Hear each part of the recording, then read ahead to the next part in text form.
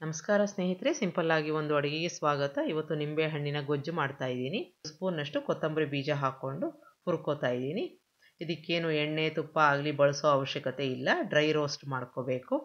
ಈಗ ಅರ್ಧ ಮುಕ್ಕಾಲು ಆಗತ್ತು ಮಿಕ್ಕ ಪದಾರ್ಥ ಸೇರಿಸ್ಕೋತಾ ಇದ್ದೀನಿ. ಅರ್ಧ ಸ್ಪೂನ್ನಷ್ಟು ಮೆಂತ್ಯ, ಅರ್ಧ ಸ್ಪೂನ್ನಷ್ಟು ಮೆಣಸು ಹಾಕ್ಕೊಂಡು ತಿರ್ಗಾ ಹುರ್ಕೊಳ್ಳೋಕ್ಕೆ ಶುರು ಮಾಡಬೇಕು. ಈಗ ಸುಮಾರಾಗಿ ಅರ್ಧ ಮುಕ್ಕಾಲು ಆಗಿರುತ್ತೆ, ಒಳ್ಳೆ ಘಮ ಬರ್ತಾ ಇರುತ್ತೆ. ಆ ನಂತರದಲ್ಲಿ ಮಿಕ್ಕ ಪದಾರ್ಥಗಳನ್ನ ಸೇರಿಸ್ಕೋತಾ ಹೋಗಬೇಕು. ಎಲ್ಲ ಸ್ವಲ್ಪ ಸಣ್ಣ ಊರಿನಲ್ಲಿ ಹುರ್ಕೋಬೇಕಾಗತ್ತೆ. ಮುಕ್ಕಾಲು ಸ್ಪೂನ್ನಷ್ಟು ಜೀರಿಗೆ, ಒಂದು 5 ಬ್ಯಾಡಗಿ 2 ಗುಂಟೂರು ಹಾಕೋತಾ ಇದ್ದೀನಿ. ಖಾರ ಸಾಕಾಗತ್ತೆ. ಅಕಸ್ಮಾತಾಗಿ ನೀವು ತುಂಬ ಖಾರ ಇಷ್ಟಪಡೋದಾದರೆ ಒಂದು ಅರ್ಧ ಮೆಣಸಿನ್ಕಾಯಿ ಜಾಸ್ತಿ ಹಾಕ್ಕೋಬೋದು. ಈಗ ಆಗಿದೆ, ಇದು ಮೆಣಸಿನ್ಕಾಯಿ ಕೂಡ ಆಗಿದೆ. ಅರ್ಧ ಕಪ್ನಷ್ಟು ಕಾಯಿ, ಸ್ವಲ್ಪ ಹಿಂಗೆ ಹಾಕ್ಕೋತಾ ಇದ್ದೀನಿ. ಇದನ್ನೇನು ತುಂಬ ಹುರಿಯೋ ಅವಶ್ಯಕತೆ ಇಲ್ಲ, ಸ್ವಲ್ಪ ಬಿಸಿ ಆದರೆ ಸಾಕು. ಈಗ ಕಾಯಿಗೆಲ್ಲ ಕಾಯಿ ತುರಿ ಅಥವಾ ಚೂರು ಯಾವುದನ್ನು ಬೇಕಾದರೂ ನೀವು ಹಾಕ್ಕೋಬೋದು. ಸ್ವಲ್ಪ ಚೆನ್ನಾಗಿ ಬಿಸಿ ಬಂದ ಮೇಲೆ ಸ್ವಿಚ್ ಆಫ್ ಮಾಡ್ಕೊಂಬಿಟ್ಟು ಆರಕ್ಕೆ ಬಿಡಬೇಕು. ಒಂದು ತಟ್ಟೆಗೆ ಹಾಕ್ಕೋತಾ ಇದ್ದೀನಿ. ಈಗ ನಾವು ಇಲ್ಲಿ 5 ನಿಂಬೆಹಣ್ಣನ್ನು ತಗೊಂಡಿದ್ದೀನಿ. ಎಲ್ಲ ಚೆನ್ನಾಗಿ ಹಣ್ಣಾಗಿರಬೇಕು. ಈ ಥರ ಹಳದಿ ಕಲರು ಸಿಪ್ಪೆ ಇರಬೇಕು, ತುಂಬ ರಸವತ್ತಾಗಿ ಇರಬೇಕು. ಇದನ್ನು ನಾನು ತೊಳ್ಕೊಂಡು ಒರೆಸ್ಕೊಂಡು ಇಟ್ಕೊಂಡಿದ್ದೀನಿ. ಈಗ ಕಟ್ ಮಾಡ್ಕೋತಾ ಇದ್ದೀನಿ. ಇದರಲ್ಲಿರೋ ರಸ ನಮಗೆ ಬೇಡ, ಹಾಗಾಗಿ ಒಂದು ಕಪ್ಗೆ ಇದನ್ನು ಹಿಂಡ್ಕೋತಾ ಇದ್ದೀನಿ. ರಸ ಎಲ್ಲ ತೆಕ್ಕೊಂಬಿಡ್ಬೇಕು. ಅಕಸ್ಮಾತಾಗಿ ನಿಮ್ಮ ಹತ್ರ ಫ್ರೆಶ್ ಆಗಿರೋ ಸಿಪ್ಪೆ ಇದ್ದರೆ ಅದನ್ನು ಕೂಡ ಬಳಸ್ಬೋದು. ಈ ಥರ ಹಣ್ಣನ್ನೇ ತಗೋಬೇಕು ಅಂತ ಏನೂ ಇಲ್ಲ. ಈಗ ಎಲ್ಲ ನಿಂಬೆ ಹಣ್ಣಿಂದ ರಸ ತೆಕ್ಕೊಂಬಿಡೋಣ.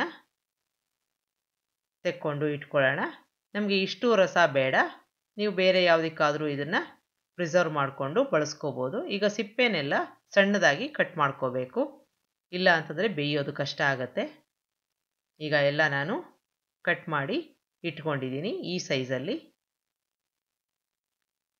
ಈಗ ಗೊಜ್ಜು ಮಾಡೋಕ್ಕೆ ಶುರು ಮಾಡ್ಕೊಳ್ಳೋಣ.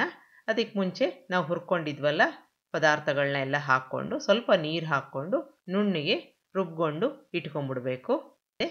ಒಂದು ಪ್ಯಾನಿಗೆ ಒಂದು ಅರ್ಧ ಸ್ಪೂನ್ನಷ್ಟು ತುಪ್ಪ ಹಾಕ್ಕೊಂಡು ನಾವು ಕಟ್ ಮಾಡಿ ಇಟ್ಕೊಂಡಿದ್ವಲ್ಲ ನಿಂಬೆ ಹಣ್ಣಿನ ಸಿಪ್ಪೆ ಅದನ್ನು ಹಾಕ್ಕೊಂಡು ಸುಮಾರು ಒಂದು 5 ನಿಮಿಷ ಈ ಥರ ಬಾಡಿಸ್ಕೋಬೇಕು. ಇದಕ್ಕೆ ಸ್ವಲ್ಪ ಉಪ್ಪು ಹಾಕ್ಕೋತಾ ಇದ್ದೀನಿ, ಎಷ್ಟು ಬೇಕೋ ಅಷ್ಟು ಬೇಯಕ್ಕೆ ಮಾತ್ರ.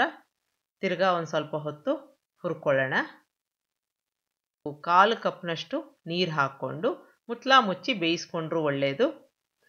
ಬೆಂದಿದೆ ಅಂತ ಆದರೆ ನಾವು ರುಬ್ಕೊಂಡಿದ್ವಲ್ಲ ಮಸಾಲೆ ಅದನ್ನು ಹಾಕ್ಕೋಬೇಕು, ಬೆಂದ ಮೇಲೆ ಹಾಕ್ಕೋಬೇಕು. ಅರ್ಧ ಮುಕ್ಕಾಲು ಬೆಂದ ಮೇಲೆ ಈ ಮಸಾಲೆನ ಹಾಕ್ಕೊಂಡು ಚೆನ್ನಾಗಿ ಮಿಕ್ಸ್ ಮಾಡ್ಕೋತಾ ಇದ್ದೀನಿ. ಈಗ ಸ್ವಲ್ಪ ನೀರಾಗಿದೆ, ಇದು ಕುದೀತಾ ಕುದೀತಾ ಸ್ವಲ್ಪ ಗಟ್ಟಿಯಾಗುತ್ತೆ, ಹಾಗಾಗಿ ಸ್ವಲ್ಪ ನೀರನ್ನು ಕೂಡ ನಾನು ಹಾಕ್ಕೊಂಡಿದ್ದೀನಿ. ಒಂದು 4 ಸ್ಪೂನ್ನಷ್ಟು ಬೆಲ್ಲ, ರುಚಿಗೆ ತಕ್ಕಷ್ಟು ಉಪ್ಪು ಹಾಕ್ಕೋತಾ ಇದ್ದೀನಿ. ಮಿಕ್ಸ್ ಮಾಡ್ಕೊಂಬಿಡೋಣ. ಈಗ ಕುದಿಯೋಕ್ಕೆ ಬಿಡಬೇಕು ಸಣ್ಣ ಊರಿನಲ್ಲಿ, ಆದಷ್ಟು ಕೈ ಆಡಿಸ್ತಾ ಇರಬೇಕು ಇದನ್ನು. ಈಗ ನೋಡಿ ಇದೆಲ್ಲ ಗಟ್ಟಿ ಆಗ್ತಾ ಬರುತ್ತೆ, ಕಲರ್ ಕೂಡ ಚೇಂಜ್ ಆಗುತ್ತೆ. ನೋಡಿ ಈಗ ಗಟ್ಟಿಯಾಗಿದೆ, ಕಲರ್ ಕೂಡ ಸುಮಾರಾಗಿ ಡಾರ್ಕ್ ಕಲರ್ ಆಗಿದೆ. ಈಗ ಚೆನ್ನಾಗಿ ಗಟ್ಟಿ ಆಗ್ತಾ ಇದೆ. ಅದು ಗಟ್ಟಿ ಆದಷ್ಟು ಕುದ್ದಷ್ಟು ಚೆನ್ನಾಗಿರುತ್ತೆ. ಒಂದು ಒಗ್ಗರಣೆ ಮಾಡ್ಕೊಂಬಿಡೋಣ. ಅಷ್ಟೊತ್ತಿಗೆ ಎಣ್ಣೆ ಹಾಕ್ಕೊಂಡಿದ್ದೀನಿ 2 ಸ್ಪೂನ್ನಷ್ಟು. ಕಾದ ನಂತರ ಸ್ವಲ್ಪ ಸಾಸಿವೆ, ಚೆನ್ನಾಗಿ ಚಟಪಟ ಆದಮೇಲೆ ಸ್ವಲ್ಪ ಕರಿಬೇವಿನ ಸೊಪ್ಪು ಹಾಕ್ಕೊಂಡಿದ್ದೀನಿ. ಈಗ ಇದನ್ನು ನಂತರದಲ್ಲಿ ಗೊಜ್ಜಿಗೆ ಸೇರಿಸ್ಕೋಬೇಕು. ಈಗ ಸಾಕಷ್ಟು ಗಟ್ಟಿಯಾಗಿದೆ, ಅದಕ್ಕೆ ಒಗ್ಗರಣೆ ಹಾಕ್ಕೊಂಡಿದ್ದೀನಿ. ಇನ್ನೇನು ಎಣ್ಣೆ ರಿಲೀಸ್ ಆಗೋ ಹಂತದಲ್ಲಿ ಬಂದಿದೆ ಇದು. ಈಗ ಚೆನ್ನಾಗಿ ಮಿಕ್ಸ್ ಮಾಡಿಕೊಂಡ್ರೆ ಇನ್ನೂ ಒಂದು 2-3 ನಿಮಿಷ ಇದನ್ನು ಕುದಿಸ್ಕೋಬೇಕು. ನೋಡಿ ಎಣ್ಣೆ ಎಲ್ಲ ಚೆನ್ನಾಗಿ ರಿಲೀಸ್ ಆಗಿದೆ. ಈ ಹಂತದಲ್ಲಿ ಗೊಜ್ಜು ರೆಡಿ ಆಯಿತು ಅಂತ ಅರ್ಥ. ಈ ಥರ ಆಗಬೇಕು. ಈಗ ಕೊನೆಯಲ್ಲಿ ನಾವು ಹಿಂಡ್ಕೊಂಡಿದ್ವಲ್ಲ ರಸ, ಅದು 2 ಸ್ಪೂನ್ ಹಾಕ್ಕೊಂಡು ಒಂದು 10 ಸೆಕೆಂಡು ಈ ಥರ ಮಿಕ್ಸ್ ಮಾಡಿಕೊಂಡು ಸ್ವಿಚ್ ಆಫ್ ಮಾಡ್ಕೊಂಬಿಡ್ಬೇಕು. ನಂತರದಲ್ಲಿ ಕುದಿಸೋಕ್ಕೆ ಹೋಗಬಾರ್ದು, ಇಲ್ಲ ಅಂತಂದರೆ ಕಹಿ ಆಗಿಬಿಡುತ್ತೆ. ಈಗ ಈ ಥರ ಆದಮೇಲೆ ಸ್ವಿಚ್ ಆಫ್ ಮಾಡಿಕೊಂಡು ಸ್ಟೋರ್ ಮಾಡಿಕೊಂಡು ಉಪಯೋಗಿಸ್ಬೋದು.